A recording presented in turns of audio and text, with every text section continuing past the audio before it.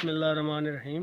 SSG farm Sargodha नार G1 lesson 10 अक्टूबर तक तकरीबन हमारी सोइंग कंप्लीट हो गई थी। तो आज अल्हम्दुलिल्लाह 6 नवंबर है। तो अल्लाह के फजल व करम से सारी इसकी जर्मिनेशन स्प्राउटिंग हो चुकी है।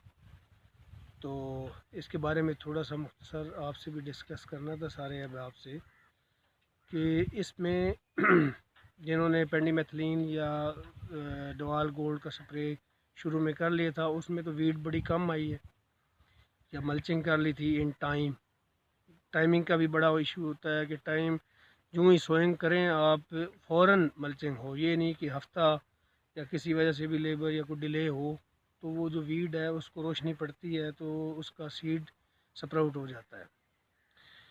तो जिन्होंने इन टाइम की मल्चिंग अल्हम्दुलिल्लाह उसका ही बड़ा फ़ायदा है। अभी आपको फसल दिखाते हैं कि इसमें ना तो कोई किसी किस्म की जड़ी बूटी है और उसकी मल्चिंग की वजह से खेली की जो वत्तर है वो भी बड़ा कायम रहा है और उसकी ज़मीन नीचे से भुरभुरी और बड़ी हेल्पफुल साबित हुई है। थोड़ा सा आपको दिखाते हैं।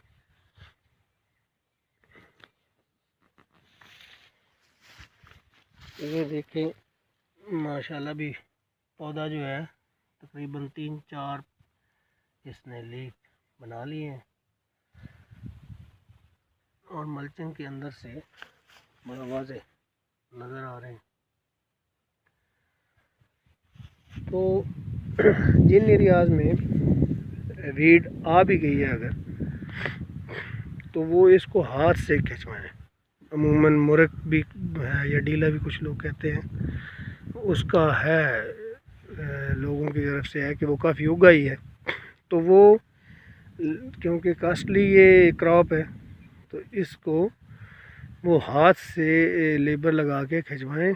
इस पे किसी किस्म का हदफ या कोई और स्प्रे ना करें, पैराक्वाट वगैरह, क्योंकि उसका स्ट्रेस आता है और इसको स्ट्रेस से जितना मुमकिन हो बचाएं। तो एक और भी चीज़ मुशाहिदे में आई है कि जितना मोटा सीड था हमारा, यानी जो पर केजी 1 किलो में 80 से 90 क्लोव्स या तुरियाँ उसकी थी, वो जल्दी जर्मिनेट हुई।